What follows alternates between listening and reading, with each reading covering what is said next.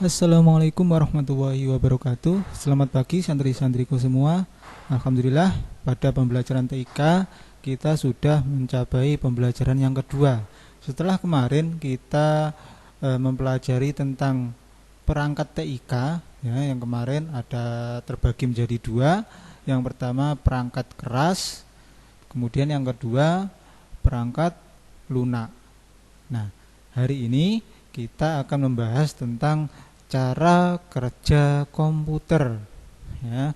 Kalian buka buku paketnya bagi yang sudah memiliki ya, halaman 72. Nah, di bagian atas ini hanya sekedar wawasan saja bahwa penemu rancangan komputer pertama itu adalah seorang yang bernama Charles Babbage ya, Charles Babbage yang menemukan mesin komputer pertama, rancangan mesin komputer pertama yang disebut analytical engine atau mesin analitis ya. Nah, pada saat itu mesin komputer masih sangat besar sekali ya, bisa dikatakan sebesar ruangan, bahkan ada yang sebesar lapangan basket ya, kalau zaman dulu itu mesin komputer zaman dahulu. Nah, sekarang mesin komputer bisa kalian lihat ya, sudah sudah minimal ya, sudah minimalis semua. Nah, kemudian selain Charles Babbage itu ada seorang lagi yang bernama Ada Lovelace. Dia adalah seorang programmer pertama yang membuat perangkat lunak pada komputer ya. Jadi Charles Babbage itu bapak komputer ya, yang menemukan rancangan komputer pertama, sedangkan programmer pertama itu adalah Ada Lovelace.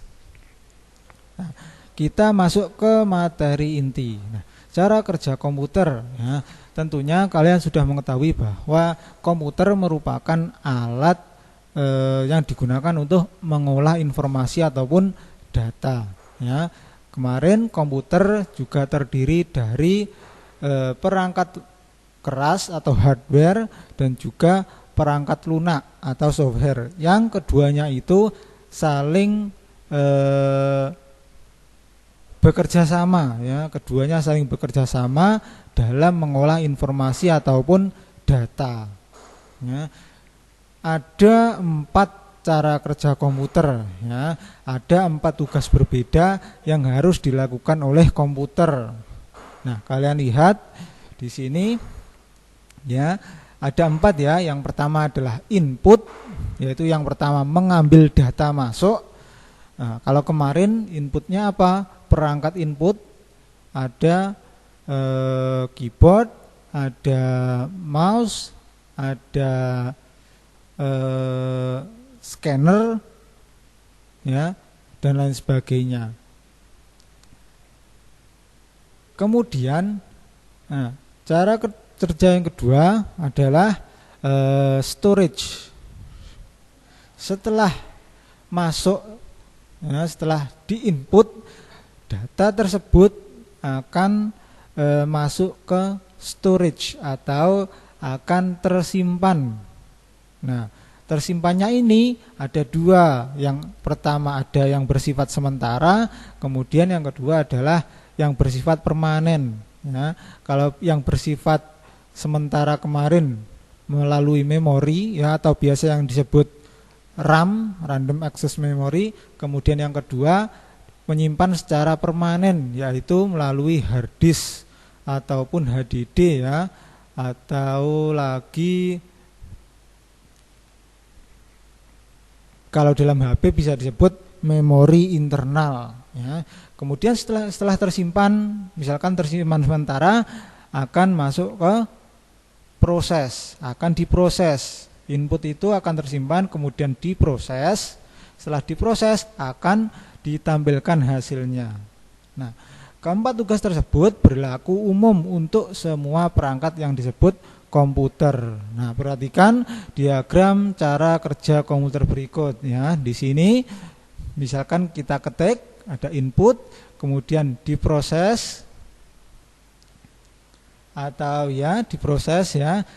Setelah diproses melewati storage atau penyimpanan, baik itu penyimpanan sementara ataupun penyimpanan permanen, kemudian diproses kembali dan mendapatkan hasilnya.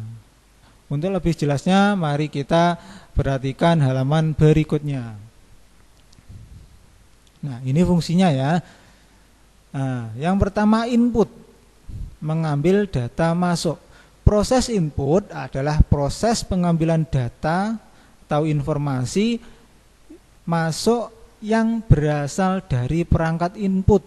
Seperti yang kita ketahui sebelumnya ya, bahwa perangkat input kemarin terdiri dari keyboard, mouse, bisa kamera digital, bisa mikrofon, dan pemindai atau scanner ya. Jadi contoh dari perangkat input itu ada ini, keyboard, mouse, kamera digital, mikrofon, dan scanner atau pemindai.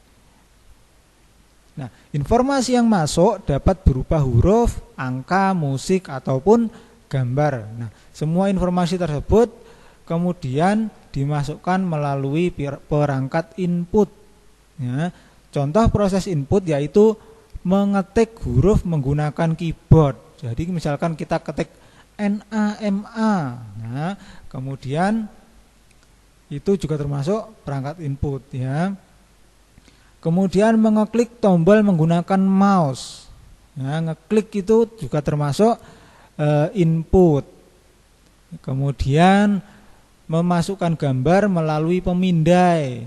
Ya, pemindai scanner atau fotokopi, misalkan kalian mau fotokopi, kalian masukkan kertas kertas aslinya ke mesin fotokopi, itu juga termasuk input. Jadi saya ulangi ya, proses input itu mengetik, mengklik, dan memasukkan gambar melalui pemindai. Itu ya. Selanjutnya adalah storage. Nah, informasi atau data yang kita masukkan ke komputer akan disimpan untuk kemudian diproses oleh komputer. Informasi di komputermu disimpan dalam penyimpanan data primer dan sekunder.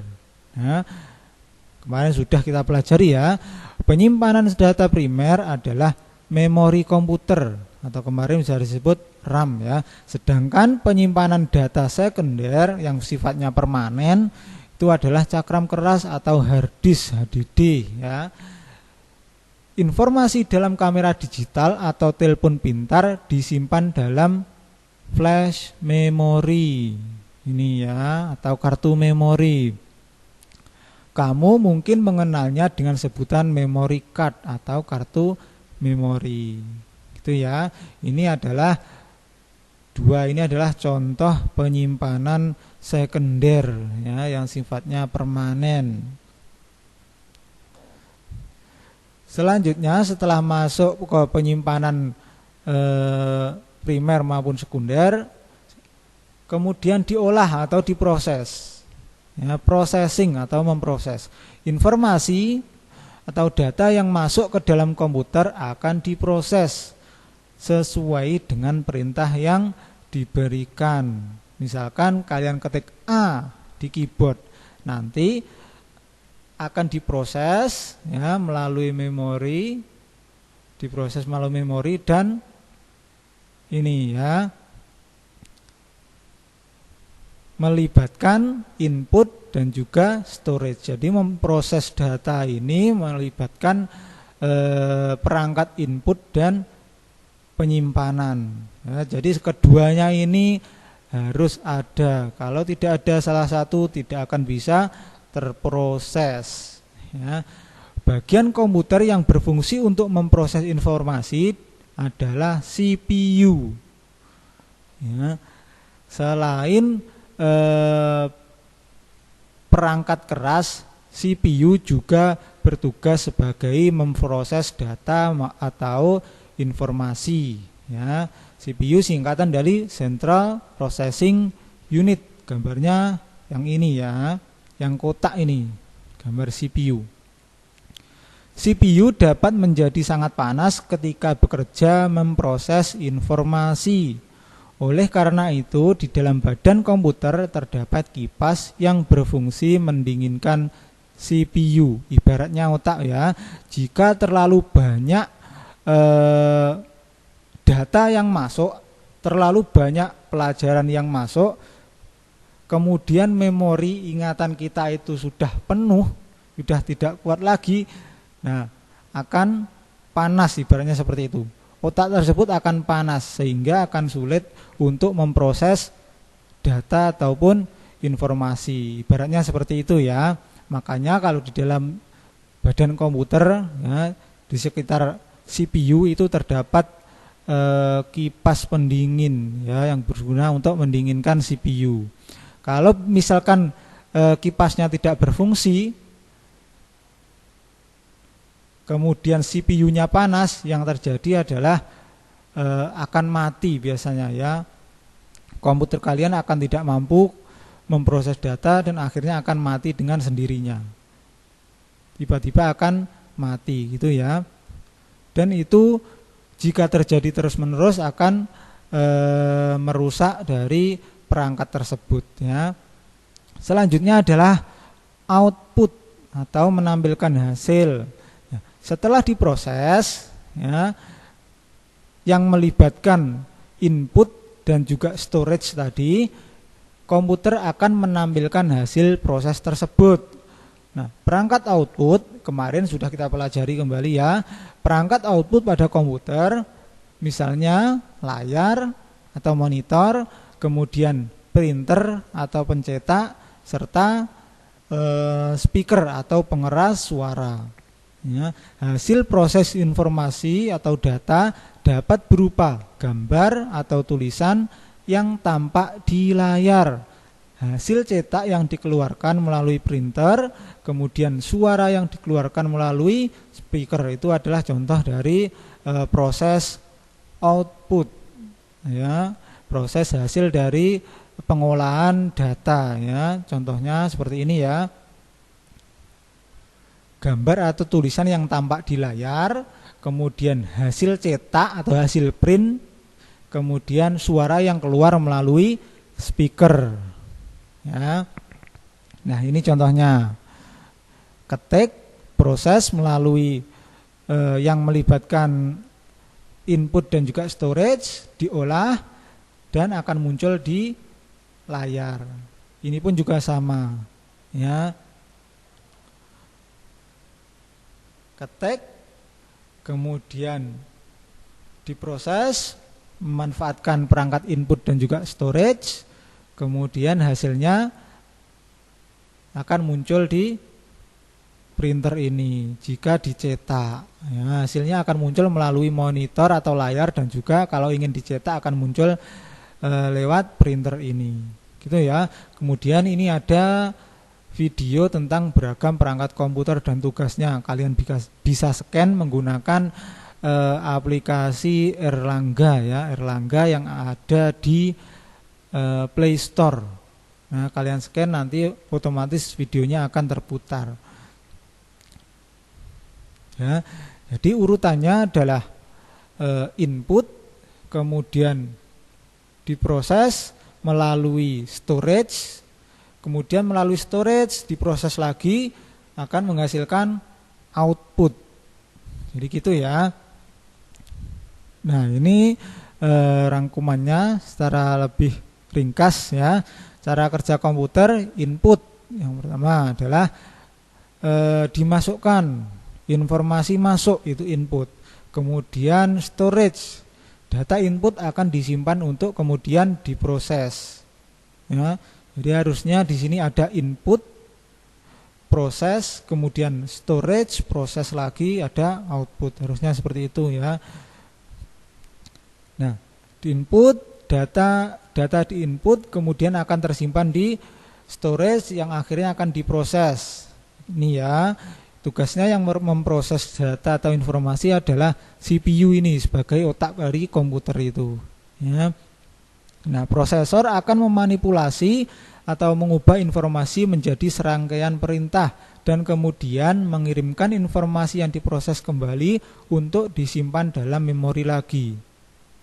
Perintah ini akan berlanjut terus sampai informasi yang diproses siap menjadi keluaran atau output atau siap menjadi hasilnya. Ya. Jadi saya ulangi ya, input diproses melalui storage, kemudian storage diproses lagi, keluarlah output. Ini gitu ya. Nah, ini ibaratnya ada pada saat berinternet di sini ya. Misalkan ini adalah server dari online shop, misalkan yang B ini. Kemudian komputer A ini adalah pengguna yang ingin membeli barang secara online, misalkan seperti itu ya. Nah, dari komputer A memberikan ingin membeli misalkan barang suatu barang misalkan ya.